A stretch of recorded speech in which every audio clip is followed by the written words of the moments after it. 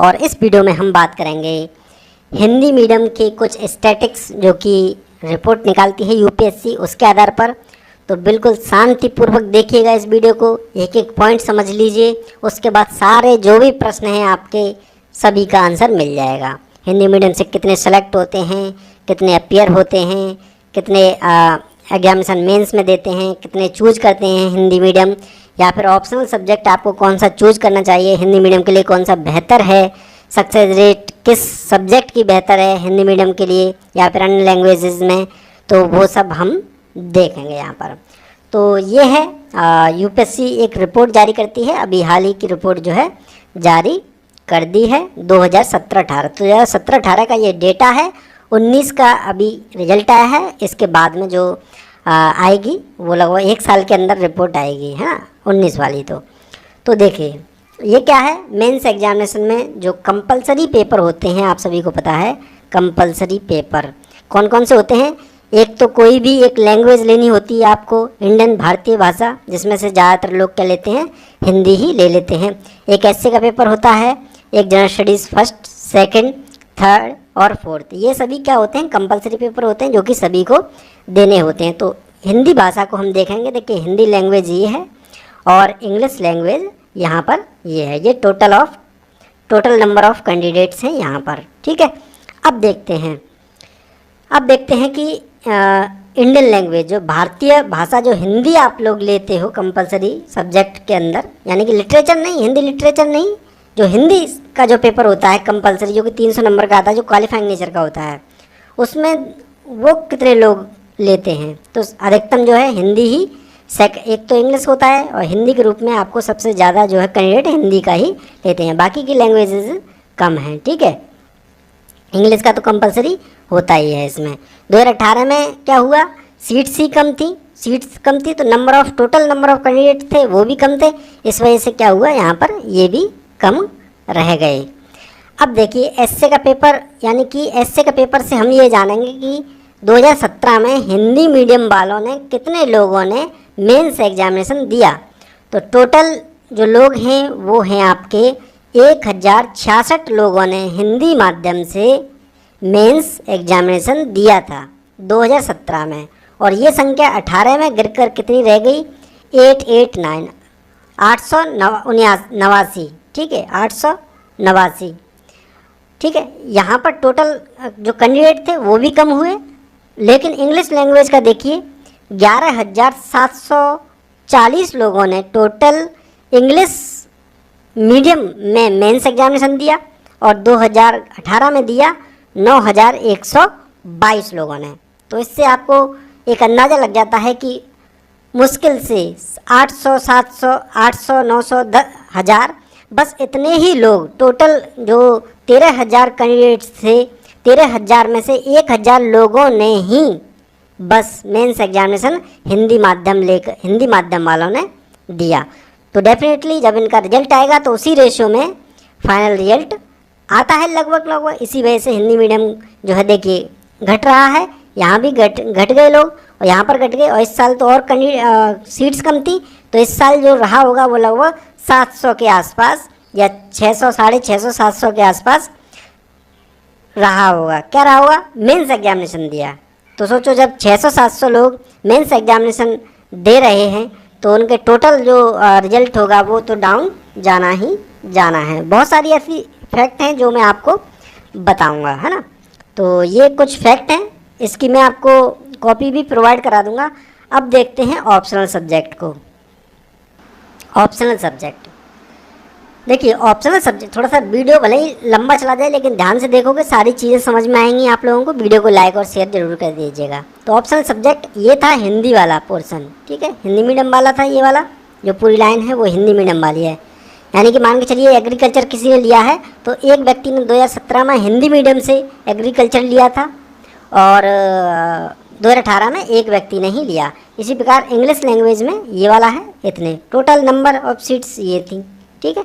तो हिंदी और इंग्लिश लगभग कुछ लोग लेते हैं। तो एग्रीकल्चर एक व्यक्ति ने लिया है मान के चलिए, और देखिए एंथ्रोपोलॉजी 4 लोगों ने लिया था 2017 में हिंदी माध्यम से, और 2 लोगों ने लिया, यानी कि कम हो गए, बहुत कम हो गए, ठीक है। बाकी क्या इंग्लिश लैंग्वेज का यहाँ पर डेटा चल रहा है वो इंग्लिश मीडियम वाले देख लेंगे।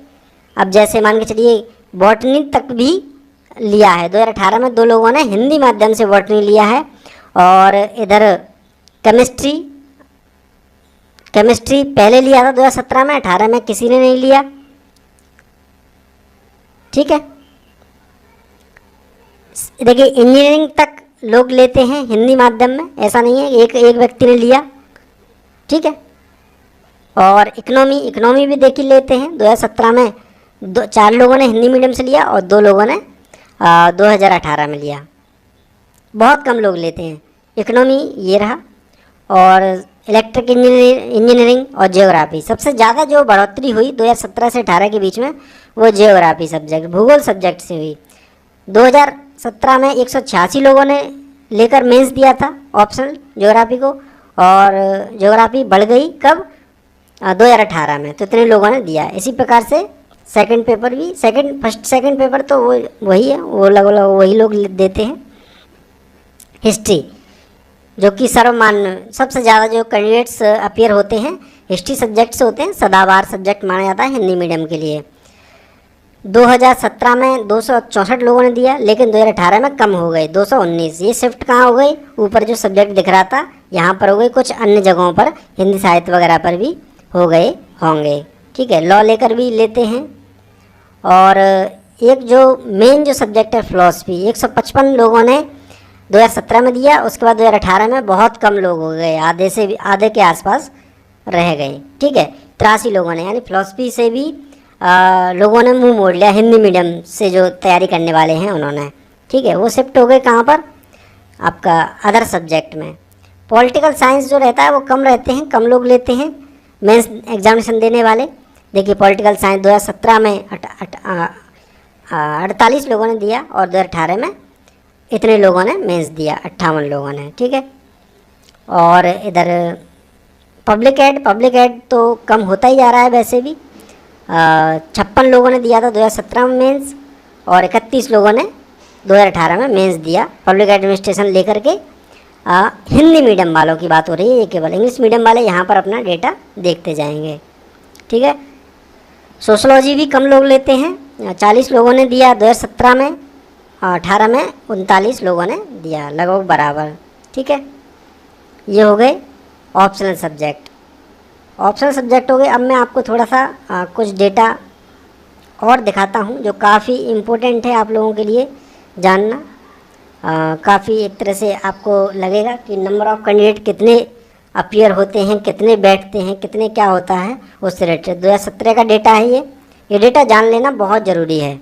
इनसे आप एक मोटिवेट भी होते हो, और आप सही दिशा भी आपको कहीं ना कहीं प्राप्त होती है कि आखिरकार चूज क्या करना है आपको। देखिए टोटल ये कास्ट वाइज है, SC ST बैकवर्ड और जनरल, कितने लोग जो है फॉर्म फिलअप करते हैं। तो ये फीमेल मेल का दिया है, मैं टोटल बात करूँगा तो लगभग 2,36,000 लोगों ने फॉर्म फिलअप किया। SC कास्ट के लोगों ने, ST वर्ग ने किया 84,100 कुछ।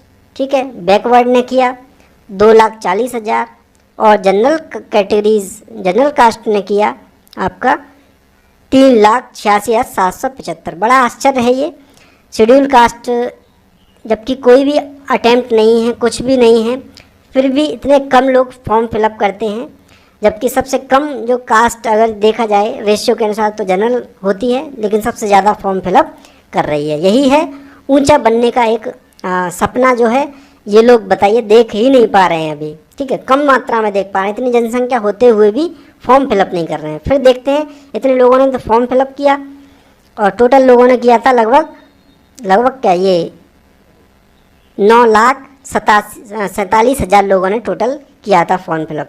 अब इसमें एग्जामिनेशन में कितने लोग बैठे, टोटल देखेंगे, इस मेल फीमेल आप चाहो तो देख सकते हो। अब देखिए 2,36,000 में से कितने लोग बैठे, केवल 1,45,000 लोग। ठीक है, 1,04,500 इतने लोग बैठे। और जनरल कास्ट और ये OBC में 1,25,000 लोग बैठे, ये 37,000 ST में से बैठे। पता नहीं क्यों छोड़ते हैं ये लोग, जबकि SC ST इनका तो है ही नहीं, है ना। यानी जो चांसेस होते हैं वो अनलिमिटेड होते हैं, लेकिन फिर भी ये लोग छोड़ रहे हैं यहाँ पर। तो ये एक तरह से ये नहीं करना चाहिए, मुझे लगता है फॉर्म भर रहा है बिल्कुल दे करके आना चाहिए। और यही रेशियो लगभग छोड़ने का जनरल कैटेगरीज के रहा। यहाँ तो चलो ठीक है, मान लेते हैं कि 6 अटैम्प्ट हैं या 4 अटैम्प्ट हैं, जो भी हैं 6 अटैम्प्ट होते हैं, तो इस वजह से इस कारण से छोड़ देते। लेकिन सबसे ज़्यादा जो एग्जामिनेशन देते हैं वो जनरल कैटेगरी के ही देते हैं। टोटल इतना हुआ। अब इनमें से क्वालिफाई कितने हुए मेंस एग्जामिनेशन के लिए, जिन्होंने मेंस एग्जामिनेशन दिया? टोटल 2100 लोगों ने मेंस एग्जामिनेशन एससी वर्ग वालों ने दिया।